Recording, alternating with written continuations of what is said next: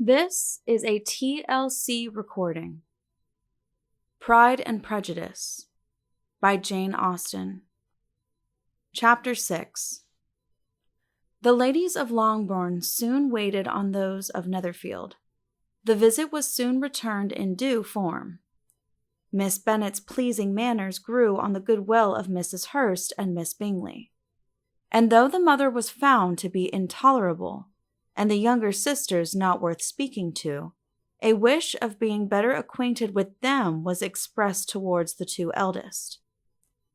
By Jane, this attention was received with the greatest pleasure, but Elizabeth still saw superciliousness in their treatment of everybody, hardly excepting even her sister, and could not like them, though their kindness to Jane, such as it was, had a value as arising in all probability from the influence of their brother's admiration. It was generally evident whenever they met that he did admire her, and to her it was equally evident that Jane was yielding to the preference which she had begun to entertain for him from the first, and was in a way to be very much in love. But she considered with pleasure that it was not likely to be discovered by the world in general, since Jane united, with great strength of feeling, a composure of temper and a uniform cheerfulness of manner, which would guard her from the suspicions of the impertinent. She mentioned this to her friend Miss Lucas. "It may perhaps be pleasant," replied Charlotte, "to be able to impose on the public in such a case, but it is sometimes a disadvantage to be so very guarded. If a woman conceals her affection with the same skill from the object of it, she may lose the opportunity of fixing him, and it will then be but poor consolation to believe the world equally in the dark. There is so much of gratitude or vanity in almost every attachment, that it is not safe to leave any to itself. We can all begin freely. A slight preference is natural enough. But there are very few of us who have heart enough to be really in love without encouragement. In 9 cases out of 10, a woman had better show more affection than she feels. Bingley likes your sister undoubtedly, but he may never do more than like her if she does not help him on. But she does help him on, as much as her nature will allow. If I can perceive her regard for him, he must be a simpleton, indeed, not to discover it too. Remember, Eliza, that he does not know Jane's disposition as you do." "But if a woman is partial to a man and does not endeavor to conceal it, he must find it out." "Perhaps he must, if he sees enough of her. But though Bingley and Jane meet tolerably often, it is never for many hours together, and as they always see each other in large mixed parties, it is impossible that every moment should be employed in conversing together. Jane should therefore make the most of every half hour in which she can command his attention. When she is secure of him, there will be more leisure for falling in love as much as she chooses." "Your plan is a good one," replied Elizabeth, "where nothing is in question but the desire of being well married, and if I were determined to get a rich husband, or any husband, I dare say I should adopt it. But these are not Jane's feelings. She is not acting by design. As yet, she cannot even be certain of the degree of her own regard, nor of its reasonableness. She has known him only a fortnight. She danced 4 dances with him at Meryton. She saw him one morning at his own house, and has since dined with him in company 4 times. This is not quite enough to make her understand his character." "Not as you represent it. Had she merely dined with him, she might only have discovered whether he had a good appetite. But you must remember that 4 evenings have also been spent together, and 4 evenings may do a great deal." "Yes, these 4 evenings have enabled them to ascertain that they both like Vitten better than commerce. But with respect to any other leading characteristic, I do not imagine that much has been unfolded." "Well," said Charlotte, I wish Jane success with all my heart. If she were married to him tomorrow, I should think she had as good a chance of happiness as if she were to be studying his character for a 12-month. Happiness in marriage is entirely a matter of chance. If the dispositions of the parties are ever so well known to each other, or ever so similar beforehand, it does not advance their felicity in the least. They always continue to grow sufficiently unlike afterwards to have their share of vexation, and it is better to know as little as possible of the defects of the person with whom you are to pass your life. You make me laugh, Charlotte, but it is not sound. You know it is not sound, and that you would never act in this way yourself. Occupied in observing Mr. Bingley's attentions to her sister, Elizabeth was far from suspecting that she was herself becoming an object of some interest in the eyes of his friend. Mr. Darcy had at first scarcely allowed her to be pretty. He had looked at her without admiration at the ball, and when they next met, he looked at her only to criticize. But no sooner had he made it clear to himself and his friends that she hardly had a good feature in her face, than he began to find it well rendered uncommonly intelligent by the beautiful expression of her dark eyes. To this discovery succeeded some others equally mortifying.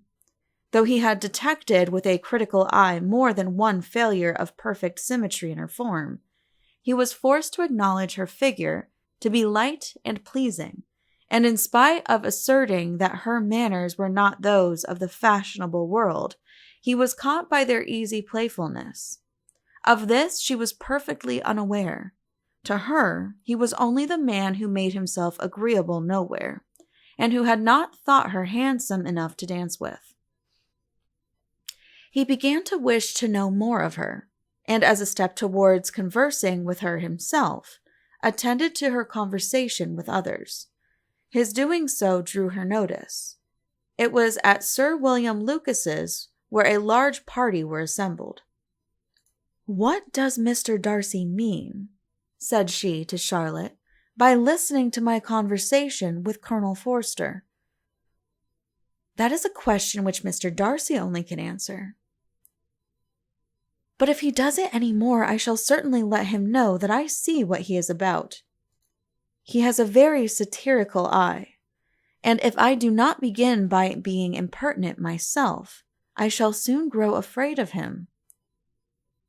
On his approaching them soon afterwards, though without seeming to have any intention of speaking, Miss Lucas defied her friend to mention such a subject to him, which immediately provoking Elizabeth to do it, she turned to him and said, "Did you not think, Mr. Darcy, that I expressed myself uncommonly well just now, when I was teasing Colonel Forster to give us a ball at Meryton?" "With great energy, but it is always a subject which makes a lady energetic." "You are severe on us." "It will be her turn soon to be teased," said Miss Lucas. "I am going to open the instrument, Eliza, and you know what follows." "You are a very strange creature by way of a friend, always wanting me to play and sing before anybody and everybody. If my vanity had taken a musical turn, you would have been invaluable. But as it is, I would really rather not sit down before those who must be in the habit of hearing the very best performers." On Miss Lucas's persevering, however, she added, "Very well, if it must be so, it must," and gravely glancing at Mr. Darcy, "There is a fine old saying which everybody here is of course familiar with. Keep your breath to cool your porridge, and I shall keep mine to swell my song." Her performance was pleasing, though by no means capital. After a song or two, and before she could reply to the entreaties of several that she would sing again, she was eagerly succeeded at the instrument by her sister Mary, who, having, in consequence of being the only plain one in the family, worked hard for knowledge and accomplishments, was always impatient for display. Mary had neither genius nor taste, and though vanity had given her application, it had given her likewise a pedantic air and conceited manner, which would have injured a higher degree of excellence than she had reached. Elizabeth, easy and unaffected, had been listened to with much more pleasure, though not playing half so well, and Mary, at the end of a long concerto, was glad to purchase praise and gratitude by Scotch and Irish airs, at the request of her younger sisters, who, with some of the Lucases and 2 or 3 officers, joined eagerly in dancing at one end of the room. Mr. Darcy stood near them in silent indignation at such a mode of passing the evening, to the exclusion of all conversation, and was too much engrossed by his thoughts to perceive that Sir William Lucas was his neighbour, till Sir William thus began. "What a charming amusement for young people this is, Mr. Darcy! There is nothing like dancing, after all. I consider it as one of the first refinements of polished society." "Certainly, sir, and it has the advantage also of being in vogue amongst the less polished societies of the world. Every savage can dance."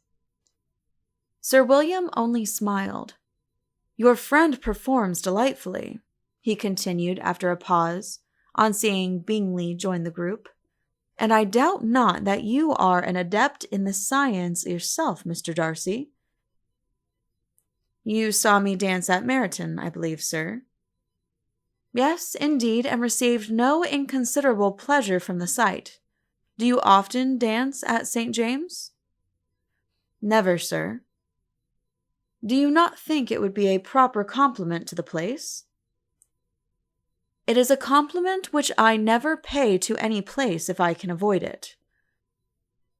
"You have a house in town, I conclude?" Mr. Darcy bowed. "I had once had some thought of fixing in town myself, for I am fond of superior society, but I did not feel quite certain that the air of London would agree with Lady Lucas." He paused in hopes of an answer, but his companion was not disposed to make any, and Elizabeth at that instant moving towards them, he was struck with the action of doing a very gallant thing, and called out to her, "My dear Miss Eliza, why are you not dancing? Mr. Darcy, you must allow me to present this young lady to you as a very desirable partner. You cannot refuse to dance, I am sure, when so much beauty is before you." And taking her hand, he would have given it to Mr. Darcy, who, though extremely surprised, was not unwilling to receive it, when she instantly drew back and said with some discomposure to Sir William, "Indeed, sir, I have not the least intention of dancing. I entreat you not to suppose that I moved this way in order to beg for a partner." Mr. Darcy, with grave propriety, requested to be allowed the honour of her hand, but in vain. Elizabeth was determined, nor did Sir William at all shake her purpose by his attempt at persuasion. "You excel so much in the dance, Miss Eliza, that it is cruel to deny me the happiness of seeing you. And though this gentleman dislikes the amusement in general, he can have no objection, I am sure, to oblige us for 1/2 hour." "Mr. Darcy is all politeness," said Elizabeth, smiling.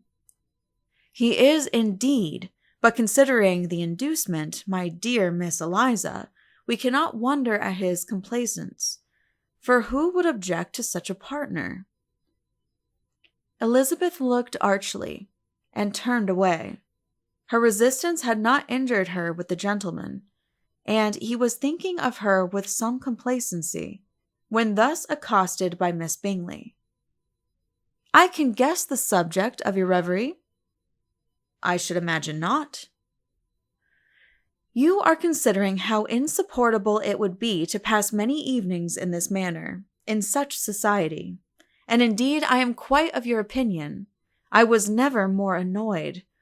The insipidity, and yet the noise, the nothingness, And yet the self-importance of all those people, what would I give to hear your strictures on them? Your conjecture is totally wrong, I assure you. My mind was more agreeably engaged. I have been meditating on the very great pleasure which a pair of fine eyes in the face of a pretty woman can bestow.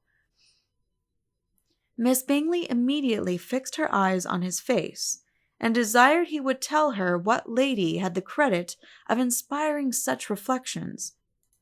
Mr. Darcy replied with great intrepidity, "Miss Elizabeth Bennet." "Miss Elizabeth Bennet!" repeated Miss Bingley.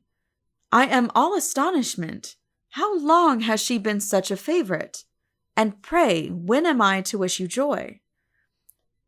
"That is exactly the question which I expected you to ask. A lady's imagination is very rapid. It jumps from admiration to love, from love to matrimony in a moment. I knew you would be wishing me joy." "Nay, if you are serious about it, I shall consider the matter is absolutely settled. You will be having a charming mother-in-law, indeed, and of course she will always be at Pemberley with you." He listened to her with perfect indifference while she chose to entertain herself in this manner, and as his composure convinced her that all was safe, her wit flowed long. End of Chapter 6.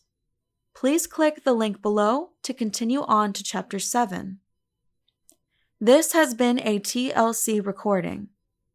Thank you for listening, and please be sure to subscribe.